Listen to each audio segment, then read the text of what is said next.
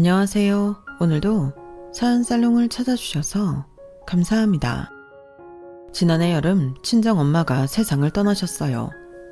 38년 전에 헤어졌다가 불과 5년 전에 다시 만난 엄마였는데 만나자 이별이라고 그동안 못 나눈 정도 나누기 전에 이별을 하게 되었지 뭐예요. 그런데 저와 남동생은 엄마와 마지막 이별조차 할 수 없었어요. 저의 남매와는 아빠가 다른 이부 동생들이 장례식장에 발도 못 들이게 망했거든요. 아무리 아빠가 다르다고 해도 우리 남매나 자기들이나 엄마 자식인 건 마찬가지인데 어쩌면 저럴 수 있는지 이해가 안 가더라고요. 물론 이부 동생들과 악을 쓰고 싸운다면 장례식장 안으로 들어가는 건 문제도 아니었겠죠. 하지만 그렇게 들어간들 뭐 하겠어요. 괜히 엄마의 마지막 가는 길만 더럽힐 뿐인 거죠. 그래서 무너지는 가슴을 안고 동생과 함께 발길을 돌렸습니다. 집에 돌아와 서러운 마음에 침대에 드러누워 훌쩍이고 있었더니 남편이 저를 부르더라고요. 여보, 혼자 그렇게 가슴 아래 하지 말고 술이나 한잔하고 털어버려. 당신이 그러고 있으면 장모님께서 발길이 떨어지시겠어? 제 마음을 풀어주려고 술상까지 차려준 남편의 마음이 고마워서 못하는 술을 마셨더니 그대로 잠이 들고 말았지 뭐예요. 그런데 엄마가 제 꿈에 찾아오신 거예요. 엄마는 병색이 전혀 느껴지지 않을 정도로 밝은 얼굴로 제게 중요한 말씀을 해주셨는데 그 얘기를 듣고서야 이부 동생들이 왜 그런 짓을 벌였는지 알겠더라고요. 꿈이었지만 정말 분통이 터져서 말도 잘 안 나올 정도였어요. 그런데 꿈에서 깨고 보니 정말 꿈에서 엄마가 해주신 말씀 그대로인 거 있죠. 그럼 지금부터 저희 엄마의 죽음에 얽힌 기가 막힌 사연을 전해드리겠습니다. 저희 부모님은 집안의 반대를 무릅쓰고 결혼을 하셨어요. 당시만 해도 남편 얼굴도 모른 채 부모가 정해주는 헌처에 따라 결혼을 하던 시대였으니 파격 그 자체라고 해도 과언이 아닐 거예요. 저희 아빠는 중학교 교사였는데 박봉에도 불우한 학생들 학비도 대주시고 집에 불러다 밥도 먹이시고 할 정도로 인정이 넘치는 분이셨어요. 그러니 옆에서 모든 걸 다 해내야 하는 엄마가 얼마나 고생이셨겠어요. 그런데도 엄마는 싫은 내색 하나 안 하시고 묵묵히 아빠가 하자는 대로 따르셨어요. 그러다 보니 아빠 월급만으로는 생활이 힘들어서 엄마가 따로 일을 하셔야 했는데 결혼한 여자가 살림하고 애 키우면서 제대로 돈벌이 할 게 뭐 있겠어요. 그나마 저희 엄마가 바느질 솜씨가 좋으셔서 일감을 받아다 집에서 바느질을 하시곤 했는데 그게 일하는 시간에 비해 벌어들이는 돈이 그리 많지 않았어요. 그래서 결국엔 아빠 몰래 날품팔이까지 하셨어요. 한동안 아빠 모르게 일을 하셨는데 하필 그걸 학부형한테 들킨 거예요. 학부형한테 비밀로 해달라고 부탁을 했지만 세상에 비밀이 어디 있나요?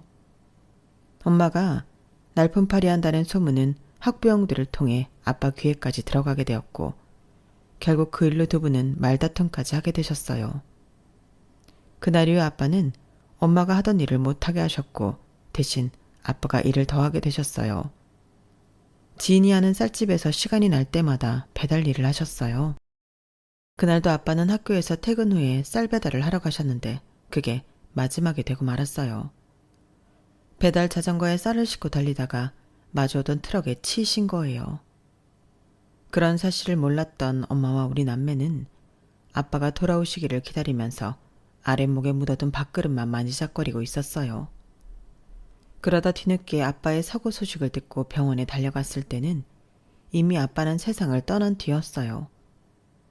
불행은 줄을 지어 찾아온다고 아빠가 돌아가시고 얼마 되지 않아서 저희 가족한테 큰 위기가 찾아왔어요. 저희 친가에서 제 남동생을 데려가겠다고 온 거예요. 멀쩡한 남의 집 아들 잡아먹었으면 네 아들이라도 내놔야지. 우리 형종이가 너랑 결혼만 하지 않았으면 이렇게 죽진 않았을 거다. 니까짓 게 뭐라고 내 아들이 부모 반대도 무릅쓰고 집 나와 이 고생하다가 개죽음을 당해야 하냐고. 이게 다 너 때문이다. 내 아들 살려내라 이년아. 내 아들 살려내! 할머니는 남편 잃은 며느리의 아픔은 아랑곳하지 않고 오히려 자기 아들 잡아먹은 년이라고 욕을 하면서 저희 엄마한테 주먹질을 하셨어요. 저와 동생은 엄마한테 달라붙어 할머니를 떼어내려고 안간 힘을 썼지만 10살 남짓한 아이 둘의 힘으로는 역부족이었어요. 그런데 그때였어요. 울먹이며 엄마 치맛자락을 붙들고 있던 남동생을 삼촌이 얼른 들어 안더니 쏜살같이 방 밖으로 달려나가더라고요. 순식간에 벌어진 일이라서 엄마도 저도 어쩌지 못한 채 남동생을 뺏기고 말았어요. 그러자 할머니와 고모도 서둘러 자리에서 일어나더군요. 몸이 날쌘 고모가 먼저 방을 나서고 할머니가 뒤이어 방 밖으로 나가시려는데 엄마가 뒤에서 치맛자락을 붙잡았어요. 어머님, 제발 우리 민수 돌려주세요. 제가 잘못했어요. 어머님이 하라시는 대로 다 할 테니까 제발 우리 민수는 돌려주세요. 남편도 잃었는데 아들까지 잃고 어떻게 살아요, 어머님. 제발 우리 민수 돌려주세요. 엄마는 할머니 치맛자락을 부여잡고 펑펑 울었어요. 하지만 할머니는 꿈쩍도 하지 않더라고요. 도저히 말이 통할 것 같지 않자 엄마는 계획을 바꿔 할머니를 밀치고 밖으로 달려나갔어요. 하지만 엄마가 삼촌한테서 제 동생을 뺏으러 가기도 전에 할머니한테 머리채를 잡히고 말았어요. 엄마는 필사적으로 양손을 휘저으며 삼촌이 있는 쪽으로 다가가려 했지만 좀처럼 앞으로 나갈 수가 없었어요. 할머니 한 사람만 상대하는 거였다면 그나마 나았겠지만 고모까지 합세하는 바람에 엄마는 힘에 부쳐서 삼촌이 서 있는 곳까지 닿지도 못했거든요. 결국 그날 엄마와 저는 할머니한테 제 남동생을 뺏기고 말았어요. 다음날 아침 제가 학교에 가고 난 뒤에도 엄마는 친가로 가서 아들을 돌려달라고 애원을 했지만 대문조차 열어주지 않았어요. 하지만 엄마도 쉽게 포기할 수만은 없었어요. 매일같이 본가로 가서 대문 앞에 쭈그리고 앉아 문이 열리기만을 기다렸으니까요. 그렇게 일주일쯤 지났을까요? 그날은 일요일이라서 저도 엄마와 함께 본가로 가보려고 준비를 하고 있었는데 집 앞에 웬 승용차가 멈추더라고요. 당시만 해도 그런 차를 타고 다니는 사람이 드물던 때라서 꽤나 돈이 있는 집 사람인가 보다 생각했어요. 그런데 그 차에서 내린 사람이 우리 집으로 들어오지 뭐예요. 엄마는 그 사람을 보자 버선발로 마당에 내려가 인사를 했어요. 그분이 바로 제 친할아버지셨거든요. 부모가 반대하는 결혼을 했던 아빠는 가족들과 연을 끊고 집을 나왔고 결혼식도 올리지 못한 채 혼인신고만 하고 엄마랑 살았기에 저는 친할머니와 친할아버지를 아빠가 돌아가신 후에나 보게 된 거예요. 할아버지께서 엄마와 단둘이 하실 얘기가 있다고 해서 저는 밖으로 나왔어요. 하지만 멀리는 가지 못하고 대문 밖을 서성이고 있었어요. 얼마나 있었을까요?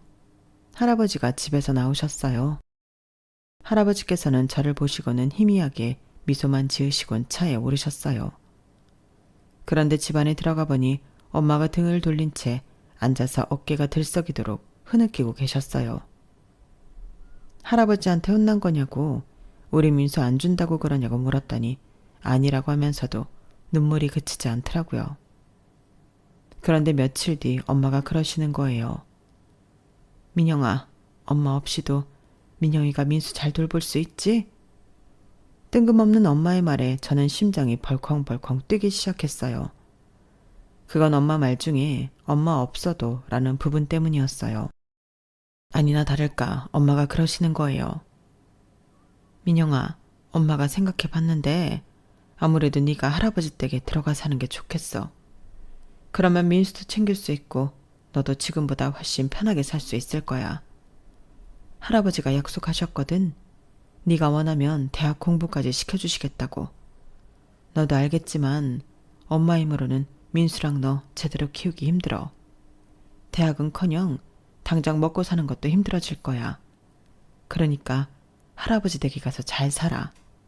민수 외롭지 않게 누나인 네가 옆에서 잘 돌봐주고. 그럴 수 있지? 싫어. 나 대학 안 가도 되니까 엄마랑 살래. 엄마, 나 할아버지한테 보내지 마. 나 엄마랑 살 거야. 네가 안 가면 민수는 그 어린 게 낯선 집에서 혼자 지내고 있는 게 누나인 넌 걱정도 안 되니? 엄마가 없으면 누나가 엄마 대신이야. 네가 동생을 안 챙기면 누가 챙겨. 그러니까 징징대지 말고 가. 엄마도 이젠 홀가분하게 살고 싶어. 그러니까 가라고. 집은 다 싸놨으니까 이따 할아버지 오시면 따라가. 엄마도 이젠 혼자 편히 살고 싶다고. 엄마는 마음에도 없는 말을 하면서 저를 다그치셨어요.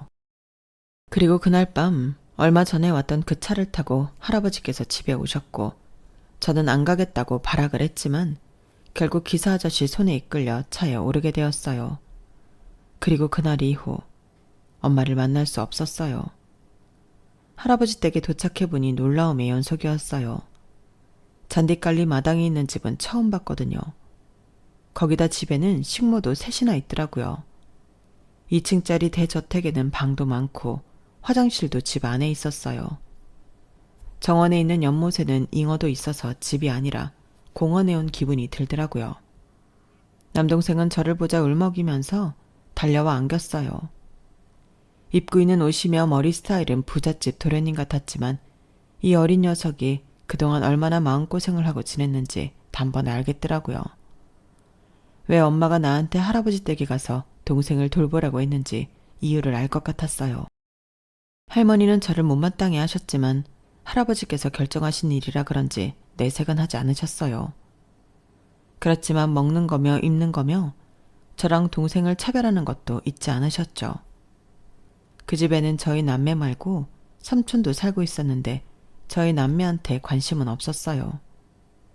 지난번에 저희 집에 할머니와 함께 왔던 고모는 결혼해서 근처에 살고 있었는데 기껏해야 1년에 5-6번 정도 찾아올 정도로 자주 찾아오지는 않았어요. 그래서 그때는 엄마가 옆에 없는 것 빼고는 그럭저럭 지낼만 했어요. 하지만 삼촌이 결혼하고 숙모가 할아버지 댁으로 들어오면서부터 불화가 시작됐어요. 불화의 이유는 결국 돈이었어요. 장남이 죽었으니 장남 몫으로 돌아갈 할아버지 회사는 장손인 제 동생 몫이라고 못을 박으신 할아버지 할머니와 외삼촌 내외는 생각이 달랐거든요. 아버지, 그런 게 어딨어요. 형이 집 나갈 때 뭐라 그러셨어요? 아버지 재산 한 푼도 안 주겠다고 그러셨잖아요.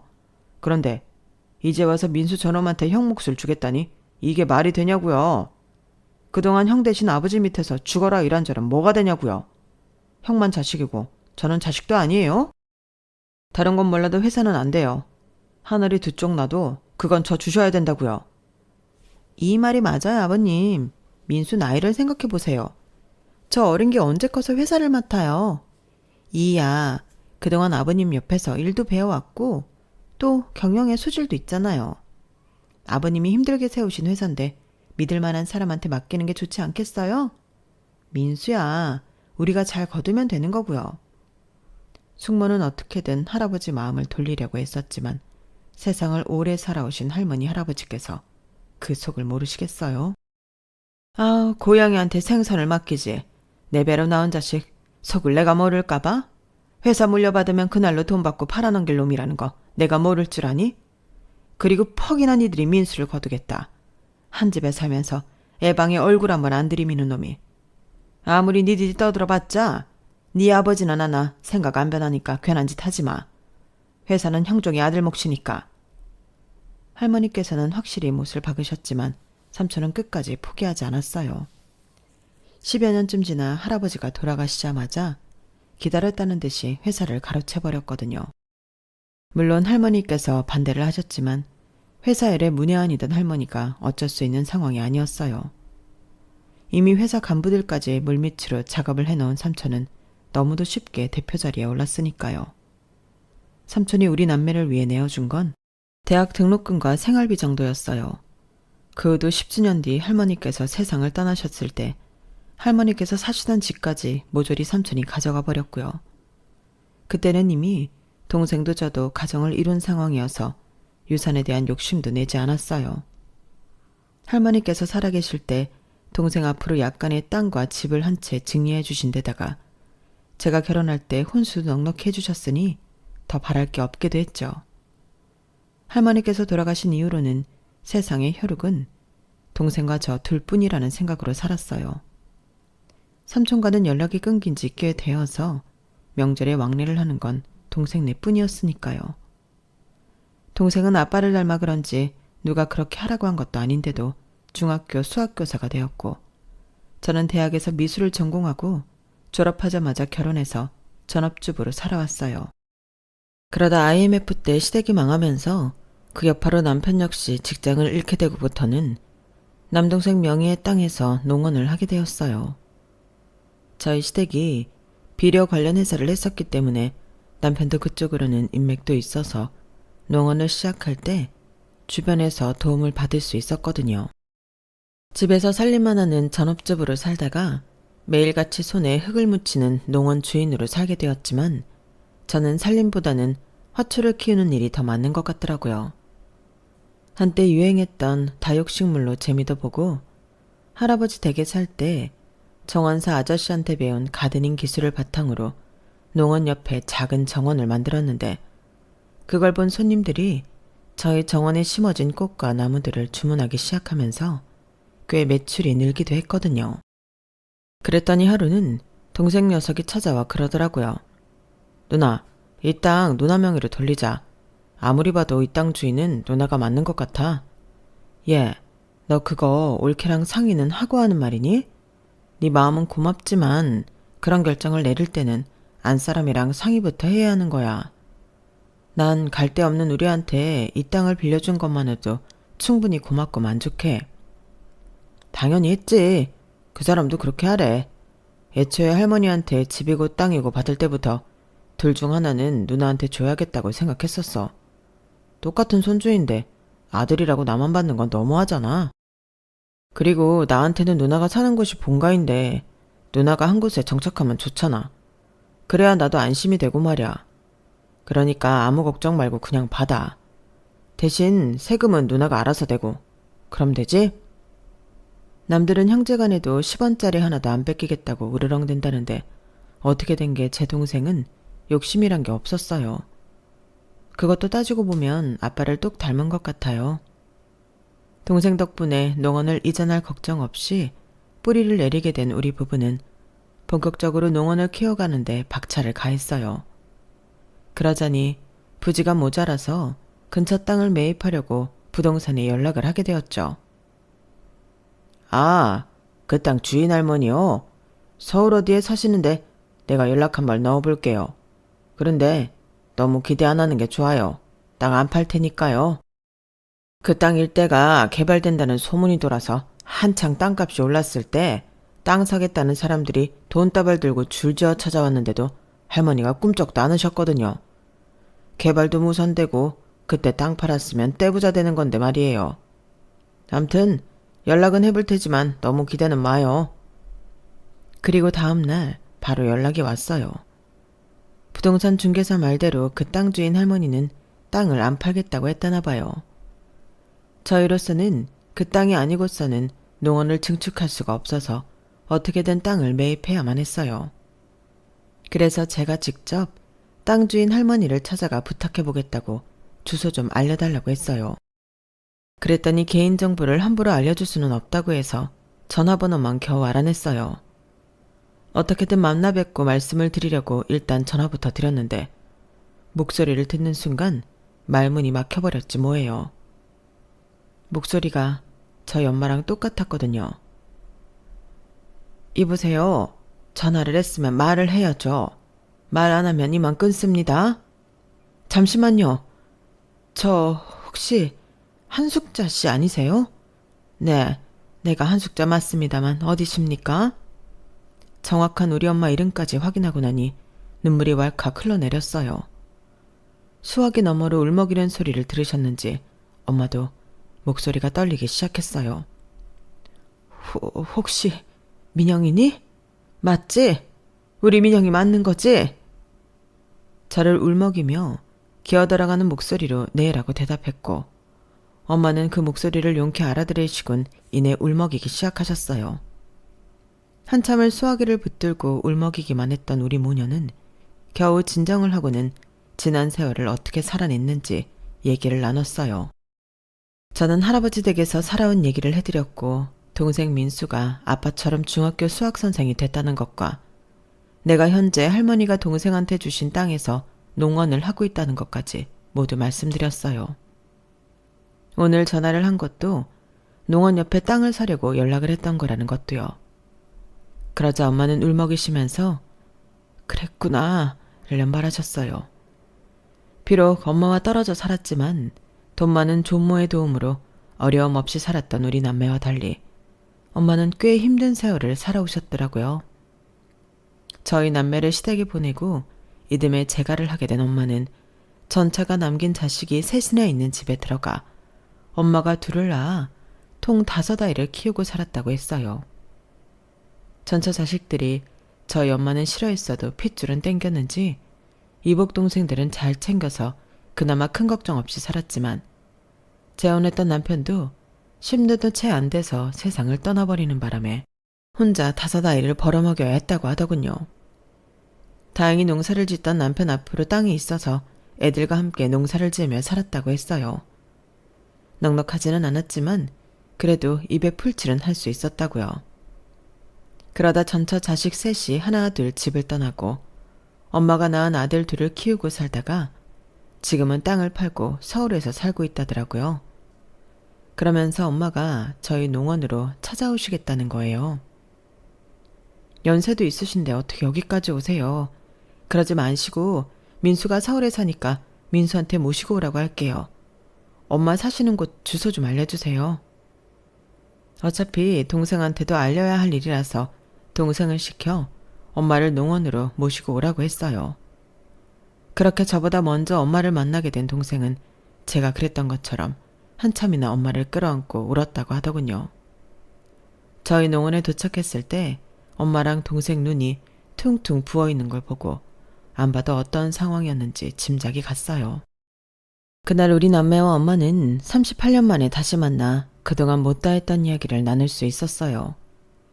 그날만큼은 남편이 배려를 해줘서 거실에다 요를 펴고 엄마랑 우리 남매랑 나란히 누워 밤새 지난 이야기를 하며 모처럼 회포를 풀 수 있었어요. 그날 이후 엄마는 동생 내외와 함께 자주 저희 농원에 오셨고 제가 가꾼 정원을 둘러보시면서 꽃도 같이 심으시고 잡초도 같이 뽑으시면서 시간을 보내셨어요. 그리고 저희가 사려고 했던 땅도 내주셔서 남편은 농원 증축 작업을 시작할 수 있었죠. 땅을 사려다가 생각지도 못한 엄마를 만나게 되다니. 이래서 만날 사람은 어떻게든 만나게 되어 있다고들 하는가 보다 생각했답니다. 엄마랑 다시 연락을 하고 살게 되니 이부 동생들도 궁금해져서 한번 자리를 만들어 볼까 했는데 다들 사는 게 바쁜지 선뜻 저희를 보겠다는 말은 안 하더라고요. 사람이 목소리를 들으면 그 사람이 나를 반기는지 아닌지 정도는 알 수 있잖아요. 그런데 이부 동생들은 하나같이 제 전화를 달가워하지 않았어요. 나이 차이가 나는 누나라서 그런가 싶어 제 동생한테 연락을 해보게 했지만 역시나 마찬가지더라고요. 그래서 엄마가 살아계시는 동안 이부 동생들을 본 건 2-3번이 고작이었어요. 그나마도 잠깐 인사 정도만 하고 헤어진 거라서 길게 얘기를 나눠볼 시간은 없었어요. 그래도 빨리 정을 붙이는 게 좋겠다 싶어 제가 자주 전화를 하곤 했는데 한 번은 저랑 통화 중에 지 부인한테 이런 말을 하더라고요. 먹고 살기 바빠 죽겠는데 왜 이렇게 전화를 하나 몰라. 귀찮으니까 앞으로는 당신이 대신 받아. 어머머? 자기 형제를 왜 나한테 떠넘겨? 나도 싫어. 누나라는 사람도 참 그렇지. 이부 동생이면 거의 남인데 뭐 뜯어먹겠다고 연신전화질이래. 제가 없는 데서 하는 말도 아니고 수화기를 들고 이런 말을 했다는 건 저보고 들으라고 하는 거랑 뭐가 다르겠어요. 그래서 이후로는 전화도 삼가하고 지냈어요. 엄마를 만난 건 참 좋은 일인데 떨어져 지낸 시간 동안 엄마가 많이 늙으셔서 마음속에서 늘 혹시 엄마가 잘못되면 어쩌나 그 걱정뿐이었어요. 동생이 서울에 살고 있어서 자주 엄마 집에 들여다보곤 했는데 집에 자식이 드나드는 흔적이 없더라고요. 누나, 엄마 연세도 있으신데 이렇게 혼자 지내게 하기 좀 그래. 내가 집사람이랑 얘기해서 엄마를 모시고 살까 하는데 누나 생각은 어때? 네 마음은 알겠지만 니네 아직 대학생 애들도 있고 방도 없는데 어떻게 그러니? 그리고 올케한테 우리 엄마를 떠맡기는 것도 나는 좀 그래. 차라리 내가 모시면 모를까. 우린 애들도 독립해서 살고 있고 집에 남는 방도 있으니까 모신다면 우리 집에 모시는 게 나을 것 같아. 내가 네 매형이랑 얘기해 볼게. 말은 그렇게 했지만 남편한테 차마 입이 떨어지지 않았어요. 시부모님도 안 모시는 처지에 내 친정엄마만 모시자고 하기가 미안했거든요. 그래도 연세 많으신 엄마를 혼자 두기 그래서 어렵게 남편한테 말을 꺼냈더니 그래, 우리 집에 방도 많은데 오시라고 해. 그동안 오래 떨어져 지내서 당신도 그렇고 장모님도 그렇고 서로 정이 굶주렸을 거 아냐. 난 상관없으니까 오시라고 해. 제 걱정과 달리 남편은 선뜻 허락해 주었고 얼마 뒤 엄마를 저희 집으로 모시게 되었어요. 물론 엄마는 한사코 반대를 하셨지만요. 내가 무슨 눈치로 네 집에 들어가 사니? 자식 버리고 제가 못난 애미가 무슨 낯짝으로. 됐다. 내 걱정 말고 니들 사는 것만 생각해. 그리고 내가 너희 집에 들어가 살면 다른 자식들이 나 찾아오기 껄끄럽지 않겠니? 엄마, 나이 든 엄마를 해가 바뀌어도 한번 들여다보지도 않는 것들을 뭐하러 그렇게 생각해요. 나도 그렇고 민수도 그렇고 엄마 혼자 그러고 사는 거 걱정돼서 일도 손에 안 잡힌다고요. 엄마 편하자고 오시라는 거 아니에요. 우리 마음 편하자고 그러는 거지.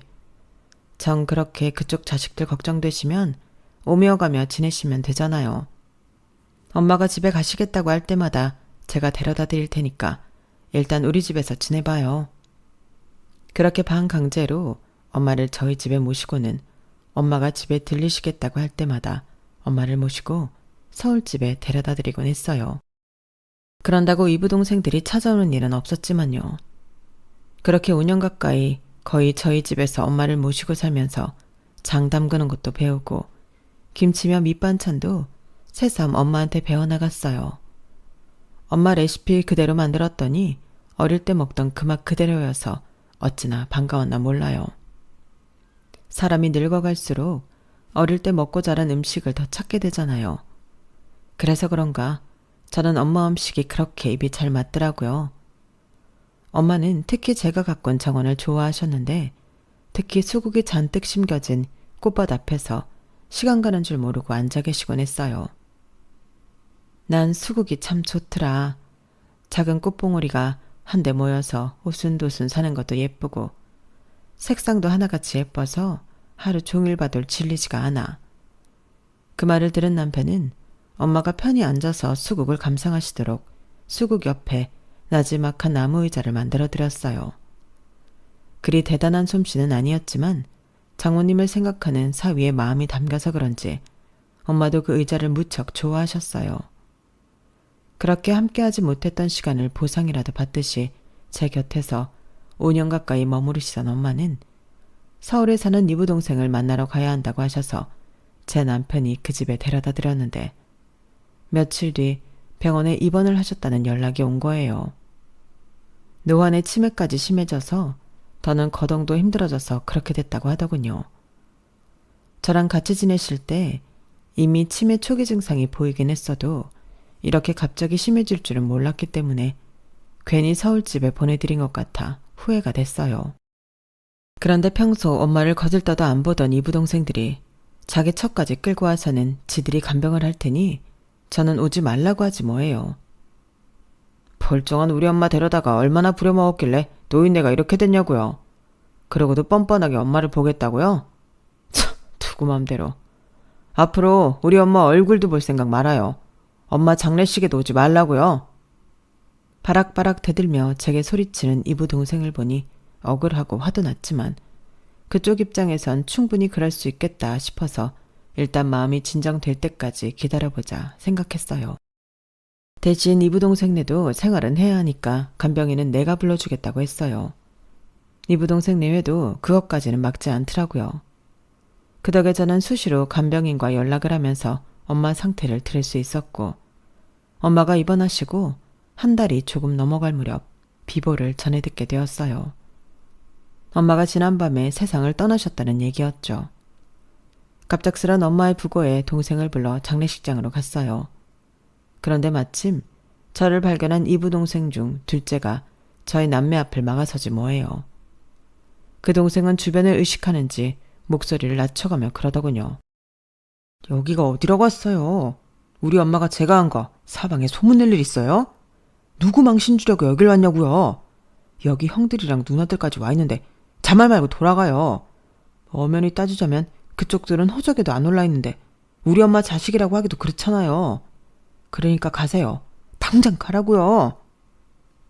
그럼 그냥 문상객으로 온 것처럼 할게요.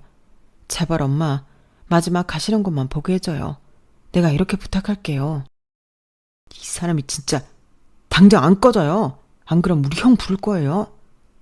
이부 동생은 저를 떠밀며 당장 나가라고 소리쳤고 그 바람에 동생과 저는 장례식장에 발을 들이지도 못한 채 발길을 돌려야 했어요. 사실 악을 쓰고 싸우든 난동을 부리든 하면 들어갈 수야 있었겠죠. 하지만 엄마의 마지막을 그렇게 망치고 싶지는 않았어요. 차라리 내가 속으로 피눈물을 흘리는 게 나으니까요. 동생도 저와 같은 생각이었는지 이부 동생한테 부탁조로 사정만 할 뿐 큰 소리는 내지 않더라고요. 그렇게 장례식장에서 쫓겨난 우리 남매는 터덜터덜 집으로 돌아왔어요. 너무 속상하고 억울해서 도저히 참을 수가 없었지만 그렇다고 누구한테 하소연도 할 수 없었어요.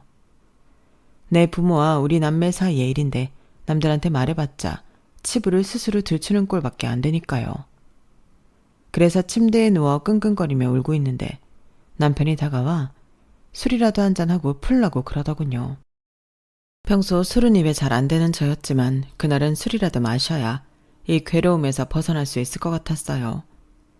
그래서 한 잔 두 잔 술을 털어 넣었는데 어느새 잠이 들어버린 거예요. 그런데 꿈에 엄마가 고운 한복 차림으로 저희 정원에 오셔서는 평소대로 수국 옆에 놓인 나무 의자에 앉아 같은 얘기를 하지 뭐예요. 민정아, 나는 이 수국이 그렇게 좋구나.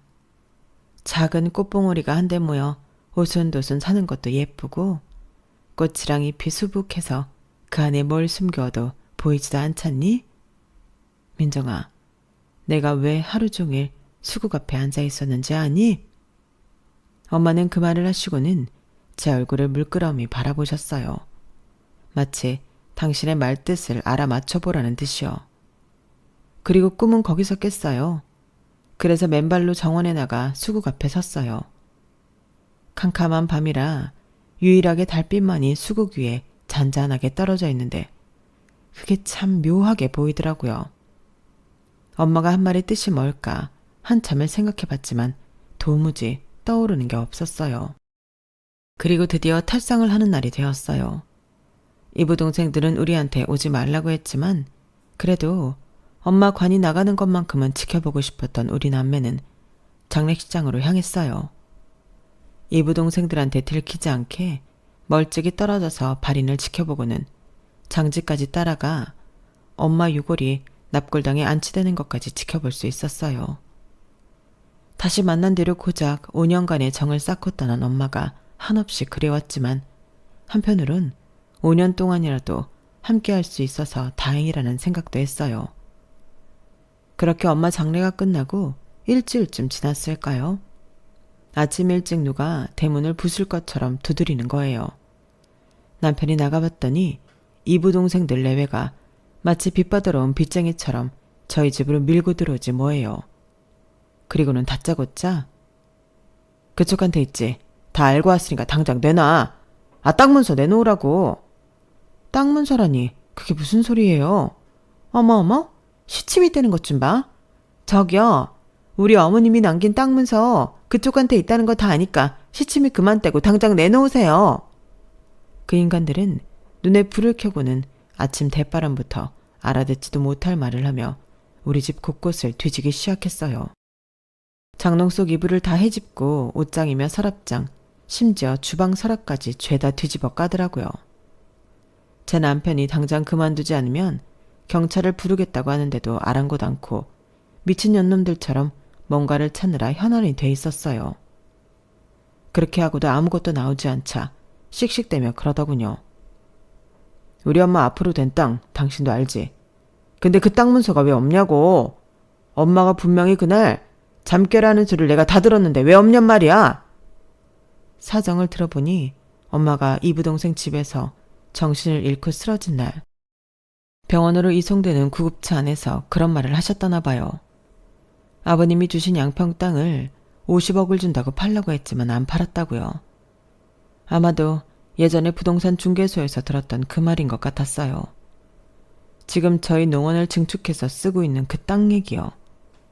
그걸 말해줄까 하다가 이놈들이 이 땅 때문에 나랑 내 동생을 엄마 병문안도 못하고 장례식에도 참석 못하게 한 거다 생각하니 분통이 터져서 말해주기 싫더라고요. 대신 남편이 나서서 저 대신 한 소리 해주었어요. 이런 것들도 인간이라고. 그깟 땅이 탐나서 부모 잃고 외롭게 산 사람을 장례식에도 못 오게 해? 니들이 그러고도 인간이라고 할 수 있어? 내가 장모님이었대도 니들 같은 놈들한테는 절대 아무것도 안 남겼을 거다. 천륜도 저버리고 돈만 챙기려는 쓰레기 같은 것들한테는 10원 한 장 남겨주고 싶은 마음이 안 생겼을 테니까. 땅 문선지 뭔지 우린 본 적도 없지만 있다 해도 니들 손에 안 남길 테니까 어디 니들 마음대로 해봐. 대신 이거 하나는 알아둬야 할 거야.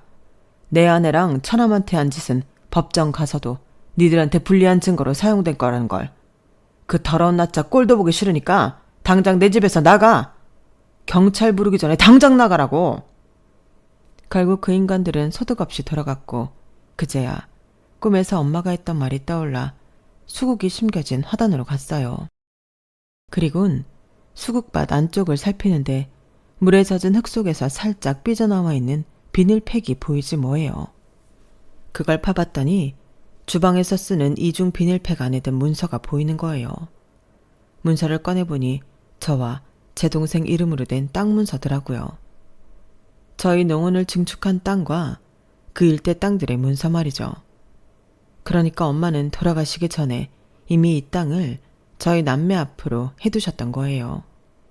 그리고는 이부 동생들이 모르게 저희 집 화단에 숨겨놓으신 거고요. 숨겨놓은 땅 문서를 말하지 못한 게 걸리셨는지 저승으로 가시는 길에 잠시 제 꿈에 들러 어디 숨겨놓으셨는지 말씀을 해주셨던 거죠. 너무 기가 막히고 어이가 없어서 땅 문서를 끌어안은 채 주저앉아 한참을 울었어요. 땅 문서 속에는 엄마의 글씨로 적힌 편지 한 장도 있었는데 거기에는 친할아버지가 엄마한테 재가를 강요했던 것과 그 대가로 이 땅을 엄마한테 준 것까지 모든 내막이 적혀 있었어요. 그 땅 문서를 볼 때마다 자식을 버린 모진 엄마라는 생각이 힘들었다면서 저희 남매한테 돌려주겠다는 내용도 함께요.